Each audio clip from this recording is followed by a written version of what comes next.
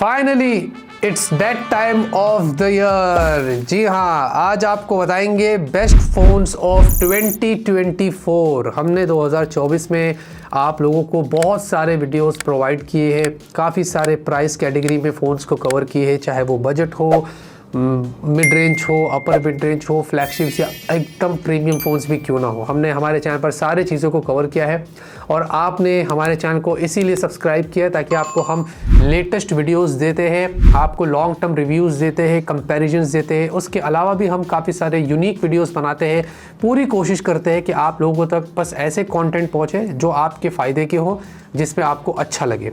अगर आपको हमारे ये सारा एफर्ट पसंद आ रहा है 2024 में, अगर आपको हमारा काम अच्छा लगा है तो हमारे चैनल को सब्सक्राइब करिए, सपोर्ट करिए, क्योंकि मैं चाहता हूँ कि 2025 में हम और भी आगे बढ़े और भी अच्छे अच्छे कंटेंट आप लोगों के लाए, और साथ ही साथ हमारे सब्सक्राइबर्स की ग्रोथ थोड़ी जो कम है वो और थोड़ी फास्ट हो जाए। और इसमें बोलने में मुझे कोई शर्म नहीं है, बस मैं यही चाहता हूँ कि इसमें आप लोग जो है वो हमें पूरा सपोर्ट देंगे तो ही हम यहाँ पर आगे बढ़ सकते हैं। पिछले 10 साल से हम यूट्यूब में हैं, बहुत सारे कंटेंट क्रिएट कर रहे हैं और बहुत आप लोगों ने सपोर्ट और प्यार दिया है। बस यही सपोर्ट और प्यार गोइंग फॉरवर्ड दोस्तों बनाए रखना, जिससे मुझे मोटिवेशन मिलता रहेगा और मैं आप लोगों के अच्छे अच्छे कंटेंट्स लाता रहूँगा। बहुत बातें हो गई है, बस बात करते हैं कि भाई 2024 में जितने भी फ़ोन्स लॉन्च हुए हम क्या करेंगे अलग अलग प्राइस कैटेगरी के अंदर। ये कोई अवार्ड शो नहीं है भाई, कोई अवार्ड नहीं दे रहा हूँ मैं। बेस्ट फ़ोन्स उठाऊंगा और उनको फीडबैक भी दूंगा। ये सबसे इंपॉर्टेंट बात है कि क्या गोइंग फॉरवर्ड वो ब्रांड इंप्रूव कर सकती है। हम 10,000 से लेकर 1.5 लाख रुपए तक अलग अलग प्राइस कैटेगरी में फ़ोन्स उठाएंगे, लेकिन कोई एक फ़ोन नहीं उठाएंगे कि नाइंसाफ़ी हो जाएगी, क्योंकि हर प्राइस कैटेगरी में अच्छे अच्छे फ़ोन्स लॉन्च हुए हैं। तो अगर एक फ़ोन उठाए तो दूसरे फ़ोन के साथ नाइंसाफ़ी हो जाएगी, क्योंकि सारी ब्रांड्स ने कुछ ना कुछ अच्छा करी है, बुरा भी करी है। तो यहाँ पर हम 3-4 फ़ोन्स ऑप्शंस के तौर पर उठाएंगे और उनको बेस्ट बताएंगे जो 2024 में हमें उस प्राइस कैटेगरी में मिलता है।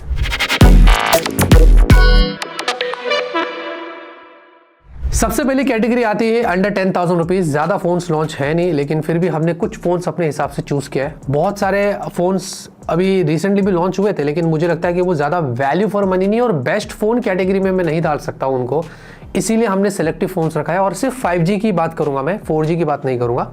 मेरे हिसाब से मुझे ये जो फ़ोन है टेक्नो पॉप 9 5G, ये बहुत अच्छा लगा था। अंडर 10,000 रुपीज़, डायमंड सिटी 6300 के साथ काफ़ी सारे इंटरेस्टिंग फीचर्स थे, और इसके साथ इन्फिनिक्स हॉट 50 5G, दोनों सेम ही है। मुझे ये दोनों लगे ठीक है कि एटलीस्ट 10,000 के नीचे आप मैं ये कहीं ना कहीं रेकमेंड भी कर सकता हूँ। और जहाँ पर इनमें फीडबैक यही रहेगा कि भाई ब्रांड जो है वो अपडेट्स थोड़ा लेट देती है, सिर्फ 1 साल की ही अपडेट देती है। सॉफ्टवेयर एक्सपीरियंस इतना खास नहीं रहता है, लैग जिटर करता है, अब एड्स ब्लोटवेयर्स, तो आई थिंक ये कहीं ना कहीं ब्रांड को फिक्स्ड करना चाहिए। उसके बाद आता है मोटरोला का G45। देखिए स्नैपड्रैगन 6S Gen 3 जो कि स्नैपड्रैगन 695 है, बट उसकी जो एग्जैक्ट प्राइस है वो 10,000 की। इस प्राइस पर ये जस्टिस करता है, इसीलिए मोटरोला G45 मुझे लगता है मेरे हिसाब से बेस्ट फ़ोन है बजट कैटेगरी में इन 2024। और अगर आपको लगता है कि थोड़ा अपग्रेड करना है, आपको थोड़े और इंटरेस्टिंग फीचर्स चाहिए, HD+ की जगह फुल HD+ चाहिए, तो मोटरोला का G35 अभी दिसंबर में ही लॉन्च हुआ है। फिलहाल के लिए इसको जज नहीं कर पाएंगे क्योंकि 1 साल का टाइम देना चाहिए, लेकिन ये यूनिसॉक T760 के साथ मुझे लगता है कि ये वाला फ़ोन मैं इसको बेस्ट बोल सकता हूँ। बट अपार्ट फ्रॉम यूनिसॉक, अगर आपको लगता है कि मैं इसको स्किप कर सकता हूँ, तो G45 मेरे हिसाब से वैल्यू फॉर मनी स्मार्टफोन है। बस फीडबैक मोटरोला के लिए यही रहेगा कि भाई अपडेट थोड़ा टाइमली पुश कर दो, क्वालिटी कंट्रोल और सर्विसेज को इंप्रूव करो, क्योंकि ग्रीन लाइन्स में काफ़ी सारे लोगों ने कंप्लेंट किया था कि मोटरोला ध्यान नहीं देता है। तो ये एक चीज़ थी। बाकी मुझे लगता है कि ये भी एक फ़ोन है जो 10,000 के नीचे अच्छा काम कर रहा है।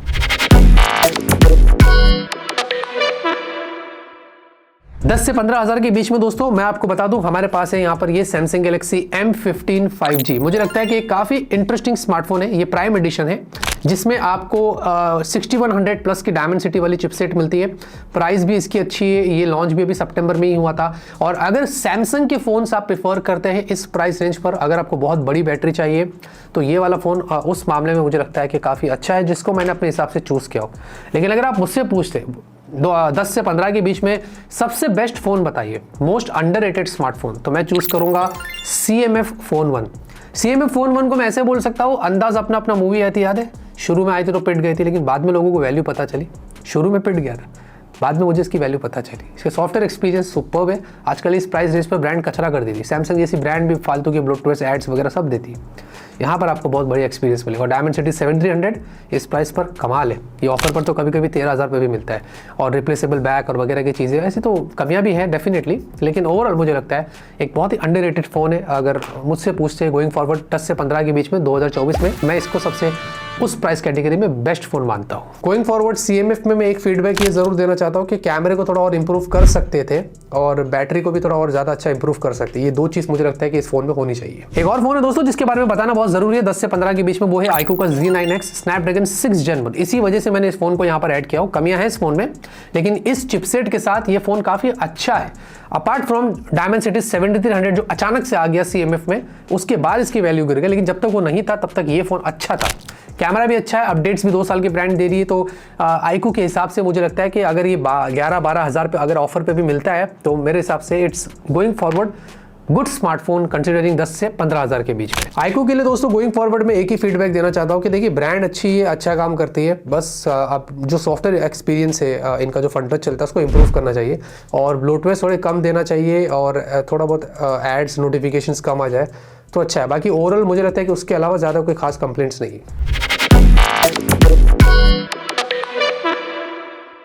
15 से 20 हज़ार के बीच में बात करें तो काफ़ी कंपटीशन है यहाँ पर, लेकिन मैं आपको बताऊंगा iQOO Z9S काफ़ी इंटरेस्टिंग स्मार्टफोन है। डायमेंसिटी 7300, कर्व डिस्प्ले, कैमरा भी डिसेंट है और अपडेट्स भी आपको अच्छे मिल जाते हैं। तो मुझे लगता है कि ये एक बहुत अच्छा फ़ोन है 2024 में, जो आज भी अगर मैं आपको रेकमेंड करूँगा तो यहाँ पर कोई प्रॉब्लम नहीं है। और साथ ही साथ आपको मिलता है मोटोरोला का G85, बट यहाँ पर स्नैपड्रैगन 6S Gen 3 है, इसीलिए थोड़ा सा मैंने इस फ़ोन को इतना प्रायोरिटी नहीं दे रहा हूँ। लेकिन ओवरऑल मुझे लगता है कि ये भी एक वर्थ लुकिंग है अगर फ़ोन की मैं बात करूँ, जो 15 से 20 हज़ार के बीच में आपको मिलता है। लेकिन साथ ही साथ आपको एक और इंटरेस्टिंग फ़ोन मिलता है Realme Narzo 70 टर्बो। ये कभी कभी ऑफर पर 15 पे भी आता है, लेकिन अभी 16-17 हज़ार पर आ रहा है। ये डिज़ाइन बहुत अच्छी दे रहा है, चिपसेट काफ़ी अच्छी दे रहा है, बैटरी कैमरा इसका सब कुछ अच्छा है। बट ओनली थिंग यहाँ पर Realme को गोइंग फॉरवर्ड में फीडबैक देता हूँ कि अपने सॉफ्टवेयर को इंप्रूव करिए। बहुत सारे एड्स ब्लूटूथ देते हैं, एकदम कचरा हो जाता है। ये चीज़ Realme को काम करनी पड़ेगी। Then we have Poco X6। जब ये लॉन्च हुआ था ये अराउंड 20,000 पर भी मिल जाता है और उसके नीचे भी आ जाता है। ये बहुत अच्छा स्मार्टफोन है स्नैपड्रैगन 7S Gen 2 के साथ में। हम मानते हैं कि ये फ़ोन Android 13 पर आया था, थोड़े इश्यूज थे इस फ़ोन में, लेकिन अपडेट्स दे रहा है 3 साल के। स्टिल मुझे लगता है कि काफ़ी सारे फ़ोन्स जितने भी लॉन्च हुए हैं, ये वाले फ़ोन्स जो मैंने आपको बताया वो अच्छे हैं, इंक्लूडिंग Samsung Galaxy M35। ये मैं सिर्फ इसलिए ऐड कर रहा हूँ सैमसंग यूजर्स के लिए। इस पर हमने फुल रिव्यू किया था, आप जाकर देख सकते हैं। अगर आप सैमसंग यूज़र हैं और 15 से 20 के बीच में आप मुझसे पूछते हैं रोहित भाई बताइए कोई अच्छा सैमसंग का फ़ोन, तो 2024 में मुझे लगता है कि मैं आपको सैमसंग गैलेक्सी M35 उस प्राइस रेंज पर रेकमेंड करूंगा। सैमसंग के लिए फ़ोन्स में मैं बस एक बड़ा फीडबैक ये देना चाहता हूँ कि भाई इनको एक्जिनोस चिपसेट को थोड़ा सा अभी रोक देना चाहिए।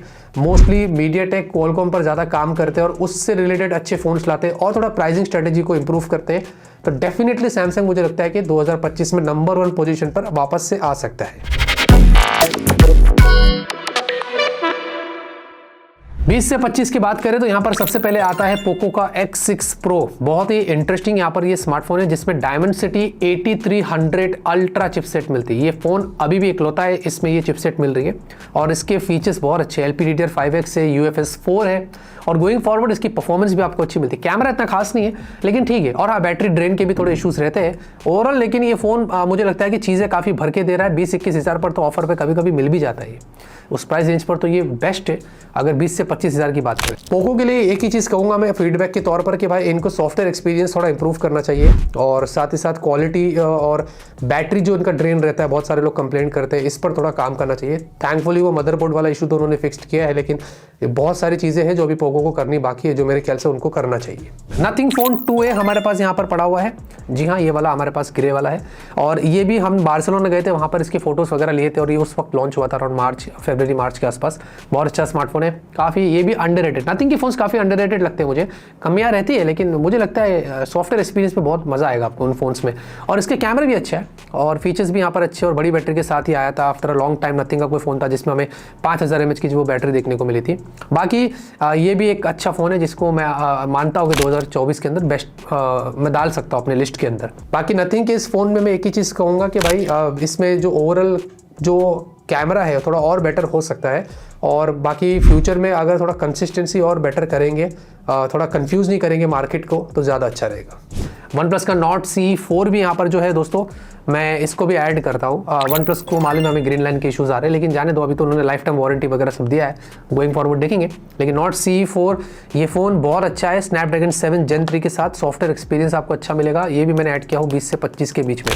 बाकी वन प्लस को एक ही तरीके से मैं फीडबैक देना चाहता हूँ, जो सबसे मेजर फीडबैक वो ये कि ग्रीन लाइन के इशूज़ को जो हो रहे हैं उनको प्रॉपर सर्विस दे देना, और जो लाइफ टाइम सर्विस अभी उन्होंने लाई है, अगर इस पर अच्छे से काम किया जाए, लोगों को इशूज़ ना हो, तो गोइंग फॉरवर्ड मुझे लगता है कि वन प्लस फोन पर ज़्यादा प्रॉब्लम्स नहीं होगी। 20 से 25 की लिस्ट काफ़ी लंबी है। मोटोरोला का H50 फ्यूजन भी हमारे पास है। ये है दोस्तों मोटोरोला का H50 फ्यूजन, बहुत अच्छा स्मार्टफोन है। इसमें आपको कमाल के फीचर्स मिलते हैं, और इसमें चिपसेट स्नैपड्रैगन 7S Gen 2 है, 3D कर्व्ड 144 हर्ट्ज की डिस्प्ले है, काम अच्छा किया गया है, फीचर्स भी बहुत अच्छे हैं, बस वही अपडेट का इशू है, लेकिन काम यहाँ पर बहुत अच्छा किया है। वैसे मोटोरोला का H50 Neo भी है, आप वो भी कंसिडर कर सकते हैं। मोटोरोला ने काफ़ी कंजेस्टेड कर दिया उस मामले में। और एक फ़ोन और भी मेरे पास है, लावा अग्नि 3। कहाँ गया मेरे भाई? ओ मेरे भाई, हाँ ये है लावा अग्नि 3 डुअल डिस्प्ले के साथ। डेफिनेटली इंडियन ब्रांड को मैं ऐड कर रहा हूँ पहली बार हमारे 2024 वाले लिस्ट में। This is very very very good smartphone dual display के साथ। बस यहाँ पर टाइमली अपडेट्स आ जाए और ओवरऑल फिक्स कर दे सारे जो इश्यूज और बग्स है। ये भी एक बहुत अच्छा फ़ोन है जो मुझे लगता है कि 20 से 25 में वर्थ है। लेकिन last but not the least 20 से 25 के बीच में मैं शायद बोल सकता हूँ इन्फिनिक्स GT20 Pro अंडररेटेड। आजकल मैं काफ़ी बोल रहा हूँ, लेकिन डेफिनेटली ये फ़ोन को लोग पता नहीं क्यों इग्नोर कर रहे हैं। पर डायमेंसिटी 8200 अल्टीमेट आपको ये चिपसेट मिलती है। इसमें LPDDR5X UFS 3.1 बड़ी बैटरी है, सेमी ट्रांसपेरेंट डिज़ाइन है। इस बार सॉफ्टवेयर को भी उन्होंने इंप्रूव किया है, थोड़े अपडेट्स भी बढ़ाया है। और डेफिनेटली गोइंग फॉरवर्ड मैं इतना कहूँगा कि जितने भी इन्फिनिक्स के फ़ोन्स मैंने यूज़ किया हो, ये one of the smoothest smartphone है। इन्फिनिक्स की अगर बात करूँ मैं, बहुत अच्छा काम किया सॉफ्टवेयर के मामले में।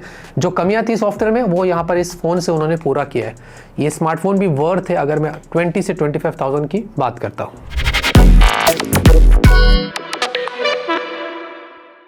25 से 30,000 की बात करें तो सबसे पहला जो फ़ोन है वो आता है हमारे हाथ में iQOO का Z9S Pro। बहुत ही इंटरेस्टिंग फ़ोन है, इस पर हमने पूरा रिव्यू वगैरह सब कुछ करा है। और ये स्नैपड्रैगन 7 Gen 3 के साथ कर्व्ड डिस्प्ले है और बड़ी बैटरी है, 5,500 की 80 वॉट की चार्जिंग। एक बहुत अच्छा पैकेज है जो आपको iQOO की तरफ से मिलता है, जिसको मैंने यहाँ पर ऐड किया है। उसके अलावा हमारे पास Vivo का V30 भी है दोस्तों, इसमें भी स्नैपड्रैगन 7 Gen 3 है। वैसे V40 भी आया है, इसका अपग्रेडेड वर्जन इसी साल आया था, मतलब 2024 में। तो ये बेसिकली थोड़ा महंगा हो जाता है, लेकिन V30 में ज़्यादा फर्क नहीं, सेम चिपसेट है, बस थोड़ा बहुत अपग्रेड्स किया गया है। लेकिन ओवरऑल V30 भी दोस्तों आपको 25 से 30 के बीच में मिलता है स्नैपड्रैगन 7 Gen 3 के साथ। तो Vivo के जो V सीरीज़ के फ़ैन है उनके लिए तो बढ़िया ही बढ़िया है। Vivo के फ़ोन्स में एज सच दोस्तों कोई बड़ा मेजर फीडबैक नहीं है, लेकिन एक ही चीज़ है कि सॉफ्टवेयर एक्सपीरियंस को वो अपने थोड़ा और इंप्रूव कर सकते हैं और प्राइसिंग को थोड़ा और बेटर कर सकते हैं, ऐसा मुझे यहाँ पर लगता है। देन वी हैव दोस्तों मोटोरोला का Edge 50 Pro। बहुत ही इंटरेस्टिंग स्मार्टफोन है स्नैपड्रैगन 7 Gen 3 के साथ। कमाल के फीचर्स आपको मिलते हैं, चार्जिंग भी बहुत अच्छी है और डिस्प्ले भी बहुत कमाल का है। तो ये भी हमने ऐड कर दिया है 20 से 25 के बीच में। वैसे H50 भी है अगर आपको ठीक लगता है। इतना कंजेस्टेड कर दिया मोटोरोला ने, लेकिन काम अच्छे किया अपने फ़ोन्स के ऊपर। देन दोस्तों हमने एक और फ़ोन भी चूज़ किया है। मैं इसको सिर्फ फीडबैक यही देना चाहता हूँ कि आपको कंसिस्टेंसी बनानी पड़ेगी और आपको इंप्रूव करना पड़ेगा अपनी सर्विस को। मैं बात कर रहा हूँ ऑनर का 200। इसको मिस नहीं कर सकते क्योंकि इसमें बहुत अच्छा आपको चिपसेट मिलता है। इसमें उन्होंने सिलिकॉन कार्बन बैटरी दिया है, कोड कर्व स्क्रीन दिया है, एमोलेड 120 हर्ट्ज, बहुत अच्छा काम किया गया इसमें। और ये 26-27,000 तक आपको मिलता है, तो इसीलिए मैंने इसको मिस नहीं किया, मैंने इसको ज़रूर ऐड किया। देन वी हैव दोस्तों Realme GT60। भाई कैसे मिस कर सकते हैं। और मेरे हिसाब से अगर आप मुझसे पूछते हैं 25 से 30 के बीच में कोई फ़ोन है जो सबसे बेस्ट है इन लिस्ट में से, वो है Realme GT60 स्नैपड्रैगन 7+ Gen 3 के साथ। ये फ़ोन ओवरऑल एक कंप्लीट पैकेज है जिसको आप जाकर चेकआउट कर सकते हैं। फिर OnePlus Nord 4, उसका चचेरा भाई, ज़्यादा फर्क नहीं है, बट ये भी एक बहुत अच्छा फ़ोन है जो हमने यहाँ पर इसको चूज़ किया है। And then last but not the least Poco F6 Snapdragon 8S Gen 3। जी हाँ, बहुत ही किलर स्मार्टफोन है और पोको डेफिनेटली ये लिस्ट में बनता ही बनता है। अगर 30,000 की रेंज की बात करें तो मैं इसको डेफिनेटली यहाँ पर ऐड करने वाला हूँ।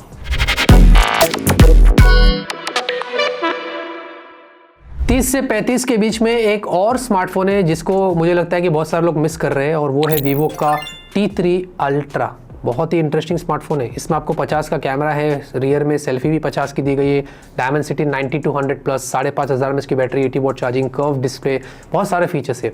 ये भी बहुत इंटरेस्टिंग स्मार्टफोन है, इसका कैमरा भी बहुत अच्छा है। हमने इसके ऊपर एक रिव्यू भी किया था, आप जरूर से जाके देखना, इसको भी मिस नहीं करना चाहिए। ये one of the best smartphone है 30 से 35 के बीच में इन 2024।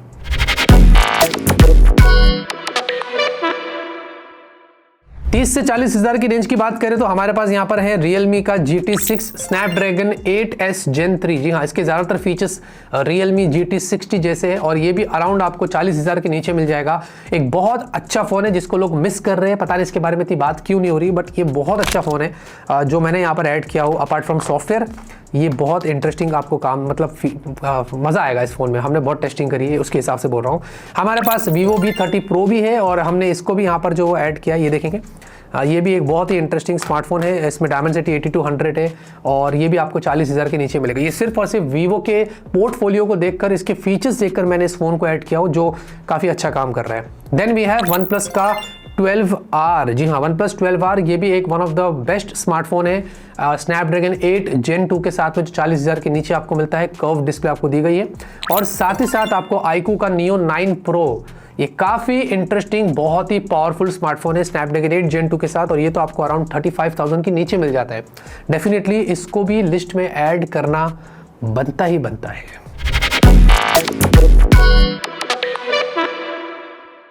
चालीस से 50 हज़ार की रेंज की बात करें तो हमारे पास सबसे पहला जो फ़ोन है वो है Xiaomi का 14CV। हाँ दोस्तों, बहुत ही अच्छा फ़ोन है, काफ़ी बढ़िया काम किया गया इस फ़ोन के ऊपर। Snapdragon 8S Gen 3, इसमें आपको कैमरा बहुत अच्छा मिलता है, इसमें बैटरी भी आपको अच्छी बैकअप देती है। हमने पूरा टेस्ट किया है, इसके अंदर कंपैरिजन भी आई थिंक किया था, रिव्यू किया था, मुझे याद नहीं है, बट ये फ़ोन बहुत अच्छा है। डेफिनेटली अगर आप 40 से 50 की बात करेंगे तो मैं इस फ़ोन को ज़रूर ऐड करूँगा। बट यहाँ पर Xiaomi को अगर मुझे फीडबैक देना है तो मैं एक ही चीज़ कहूँगा कि भाई ये बहुत अच्छा काम कर रहे थे एक टाइम पर, और अभी जैसे कि आपको पता है रेडमी सीरीज़ आई है, वो क्रेज़ नहीं रहा, वो प्राइसिंग स्ट्रैटेजी उनकी बेटर नहीं थी जो पहले होती थी और बहुत महंगे हो गए थे, इसलिए लोगों का इंटरेस्ट भी यहाँ पर थोड़ा कम हो गया था। और इसी वजह से मैंने इस वीडियो में रेडमी के कोई फ़ोन्स नहीं डाला गोइंग फॉरवर्ड इन 2024। होपफुली देखते हैं कि 2025 में इस मामले में Xiaomi क्या करता है। लेकिन एक और ऐसा स्मार्टफोन है जो बहुत पावरफुल है 40 से 50 के बीच में, आपने देख के अंदाजा लगा लिया रहेगा, ये है मोटोरोला का Edge 50 Ultra। मोटोरोला के कितने फ़ोन्स हो गए यार, बहुत हो गए, काम अच्छा कर रही है। तो यहाँ पर ये वाले फ़ोन को भी हमने ऐड किया है। ये भी Snapdragon 8S Gen 3 के साथ में 50 हज़ार की रेंज में आपको मिलता है और इसके अंदर वुड स्टाइल आपको डिज़ाइन वगैरह मिलती है, काफ़ी यूनिक लुकिंग स्मार्टफोन है, इसको भी हमने ऐड किया है। वैसे आपको बता दूँ 50 हज़ार के रेंज में हमने एक और फ़ोन ऐड किया है, Vivo का V40 Pro। मैंने सिर्फ इसलिए ऐड किया क्योंकि इसमें जायस वाला कैमरा मिलता है, IMX 921। ये बेसिकली Vivo के फ्लैगशिप्स में होता है और ये सेंसर इस फ़ोन में मिलता है और इसमें डायमेंसिटी 9200 प्लस आपको मिलती है। ये भी एक अच्छा स्मार्टफोन है गोइंग फॉरवर्ड, जिसको आप जहाँ पर जाकर चेकआउट कर सकते हैं।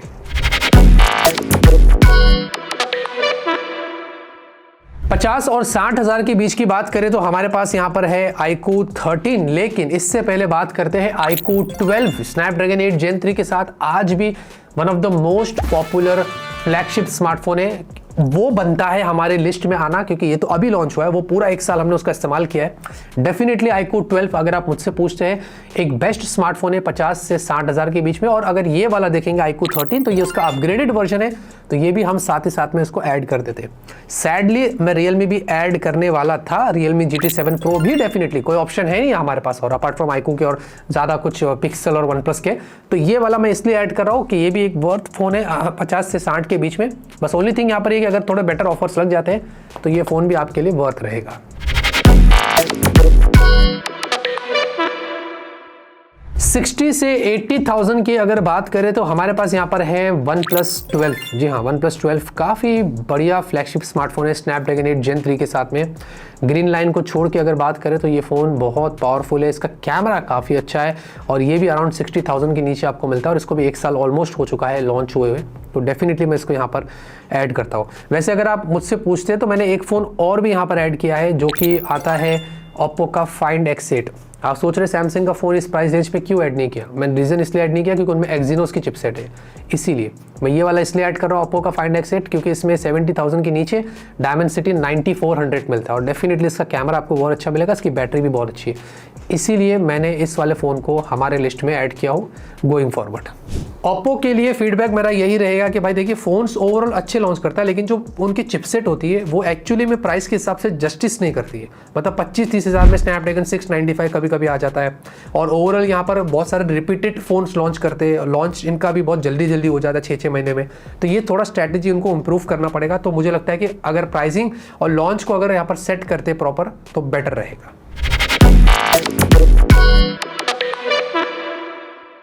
80,000 से 1 लाख के बीच की अगर बात करें तो हमारे पास है आईफोन 16 और 16 प्लस। देखिए पहले तो मैं बात कर लूँ कॉम्पैक्ट फ़ोन की, क्योंकि इन प्राइस रेंज पर कॉम्पैक्ट फ़ोन्स है। जैसे कि ये है S24 है, हमारे पास है ये पिक्सल 9, ठीक है, ये कॉम्पैक्ट फ़ोन्स है, और आईफोन 16। इन तीनों में से अगर आप मुझसे पूछते हैं कि बेस्ट कॉम्पैक्ट फ़ोन कौन सा है, तो मैं चूज़ करूँगा आईफोन 16। मेरे हिसाब से वो इनसे ज़्यादा बेटर आपको परफॉर्मेंस देगा। इनसे कैमरा तो चलो इन तीनों में टक्कर ही है, लेकिन गोइंग फॉरवर्ड वैल्यू और परफॉर्मेंस की बात करें तो डेफिनेटली आईफोन इनसे बेटर है। तो ये बेस्ट कॉम्पैक्ट फ़ोन अगर आप मुझसे पूछते हैं 2024 का, I will go for iPhone 16। लेकिन अगर वीवो का X200 Pro मिनी आ जाता तो शायद वो आईफोन 16 के ऊपर होता था। आईफोन में फीडबैक यही रहेगा कि भाई चाहे मेड इन इंडिया हो, कुछ भी हो जाए, वो इंडिया में इस मामले में प्राइस को लेकर ज़रा भी ख्याल नहीं करते, और वो प्राइस कम भी करेगा तो फिर उसकी वैल्यू नहीं रहेगी। वो अपना एक स्टेटस बना के रखा है। तो बस यही चीज़ कहूँगा मैं कि अपने प्राइसिंग स्ट्रैटेजी को थोड़ा इंप्रूव करें, और इससे ज़्यादा और मैं कुछ नहीं कह सकता। बाकी 80,000 से 1 लाख में आपको जैसे कि मैंने बताया आईफोन 16 और 16 प्लस।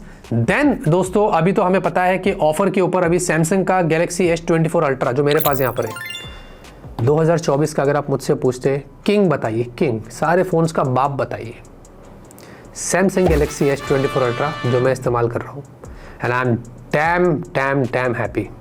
एक बार भी ये फ़ोन लैग नहीं किया, कैमरा बढ़िया है। हाँ, कंपेयर टू S23 अल्ट्रा हमें पता है इतना बेटर नहीं है, लेकिन अरे अरे अरे बाकी इसकी अपडेट्स, स्मूथनेस, अब मैं स्विच करने वाला हूँ S24 अल्ट्रा पर। उसी के साथ दोस्तों वीवो का X200 Pro, oh my God this smartphone. वैसे तो X100 Pro को ऐड करना चाहिए क्योंकि वो फ़ोन वर्थ बनता है 1 साल पूरा उसको देखने के लिए, लेकिन एनीवेज लेट्स इग्नोर दैट फिलहाल के लिए, और इसको ऐड करते हैं। अगर आप मुझसे पूछते हैं भाई एक कमाल का कैमरा स्मार्टफोन बताइए जिसके अंदर ज़बरदस्त फीचर्स है, allrounder, after Samsung Galaxy S24 ultra, अगर आप मुझसे बोलते ये स्मार्टफोन रूल करेगा 2025 में, वीवो X200 Pro। इसको अंडर एस्टिमेट नहीं करना, इसके बारे में फुल रिव्यू करके आपको बहुत सारी चीज़ें बतानी है। एंड देन अगर 1 लाख के ऊपर आपकी बजट है तो भाई definitely iPhone 16 Pro Max still मेरे हिसाब से अगर आईफोन्स की बात करें तो उनका राजा है वो, और वो one of the best smartphone है गोइंग फॉरवर्ड मानते हैं। हमने स्विच किया था आईफोन पर सैमसंग से, लेकिन हम टिक नहीं पाए, बट स्टिल इसका मतलब ये नहीं कि वो फ़ोन अच्छा नहीं है, वो फ़ोन अच्छा है बट बहुत एक्सपेंसिव है, लेकिन कमाल का फ़ोन है आईफोन 16 Pro Max हमारे हिसाब से। फोल्ड्स की बात कर ले कि बेस्ट फोल्ड्स कौन से हैं गोइंग फॉरवर्ड, तो हाल ही में दोस्तों अगर आपकी बजट 50,000 के नीचे तो कुछ फ्लिप्स की बात करें तो मोटो रेजर 50 जो है ये मुझे काफ़ी बढ़िया लगा है। काफ़ी इंटरेस्टिंग स्मार्टफोन है, ऑफर पर 50,000 पर मिल जाता है, बहुत कमाल के फीचर्स देता है। अगर आपकी बजट और भी नीचे है तो 35,000 पे टेक्नो का फैंटम V Flip 2 अभी हाल ही में लॉन्च हुआ है, और अगर आपको 1 लाख के नीचे फोल्ड चाहिए तो टेक्नो फैंटम V Fold 2 आया है जो हमने हाल ही में अनबॉक्सिंग किया है। अफोर्डेबल रेंज का, लेकिन लोग ट्रस्ट नहीं कर पाते, ये अलग बात है, लेकिन स्टिल मेरे हिसाब से वो अफोर्डेबल रेंज का फ़ोन है, अच्छा है। बट स्टिल अगर आपको ट्रस्टेड ब्रांड का चाहिए तो वन प्लस का है जो 1 लाख के अंदर आपको ऑफर पर वन प्लस का ओपन मिल जाएगा, वो भी एक बढ़िया फोल्ड है। Going forward Samsung Galaxy Z Fold 6 तो किंग था ही अपने मामले में फोल्ड में, जितनी भी कमियां हो लेकिन लोग उसको प्रीफर करते हैं। अगर आप मुझसे पूछते हैं कि बेस्ट फोल्ड बताइए 2024 में, I will go for Vivo ने जो फोल्ड लॉन्च किया है उसके जो फीचर्स है, उसके अंदर जो कैमरा है वो वन ऑफ द बेस्ट है, और उन्होंने जो अंदर की जो मेन डिस्प्ले के अंदर भी जो फिंगरप्रिंट स्कैनर दिया था, I was super impressed. Definitely मेरे हिसाब से अगर आप मुझसे पूछते हैं 2024 में तो वीवो का जो फोल्ड है वो one of the best fold है इन 2024। तो दोस्तों जैसे कि आपने देखा हमने आपको बेस्ट फ़ोन्स बता दिए सारे प्राइस कैटेगरी के अंदर, और बहुत फ़ोन्स लॉन्च हो रहे थे, हमने सबको छोड़कर सिर्फ उन्हीं फ़ोन्स को उठाया जो मुझे लगता है कि वैल्यू दे रहा है और वो बेस्ट हमारे लिस्ट में आना बनता है 2024 में। हमने उन्हीं को यहाँ पर जो है वो ऐड किया। हो सकता है हमने कुछ फ़ोन्स मिस भी कर दिया रहेगा, उसके लिए माफ़ी चाहता हूँ, क्योंकि इतने सारे लॉन्चेज होते हमें पता नहीं चलता है कि भाई कौन सा फ़ोन क्या चल रहा है, लेकिन हमने जितना हमें पता है हमने उन सारे फ़ोन्स को यहाँ पर ऐड किया है। वैसे आप मुझे बताइए इनमें से आपका फेवरेट फ़ोन कौन सा है 2024 में, ये मुझे ज़रूर बताना कमेंट करके। लाइक करिए, शेयर करिए, सब्सक्राइब करिए। तब तक के लिए ऑलवेज कीप स्माइलिंग।